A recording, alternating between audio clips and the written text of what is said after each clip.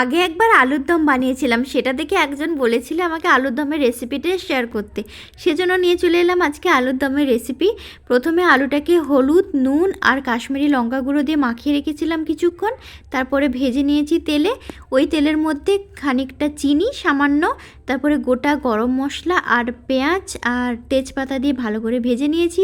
তারপরে টমেটো পেঁয়াজ বাটা দিলাম, হলুদ গুঁড়ো দিচ্ছি আর ঝাল লঙ্কার গুঁড়ো মানে লাল লঙ্কার গুঁড়ো দিচ্ছি, তারপরে কাশ্মীরি লঙ্কা দিয়েছি আর এখানে আদা বাটাও অ্যাড করছি। তারপরে মশলাটাকে ভালো করে কষিয়ে নেব। হ্যাঁ, এই সময় নুনটাও দিয়ে দিতে হবে। দিয়ে মশলাটাকে ভালো করে কষানো হয়ে গেলে, তেল ছেড়ে এলে ওর মধ্যে আগে থেকে যে ভেজে রেখেছিলাম আলুটা, ওটা মিশিয়ে দেব।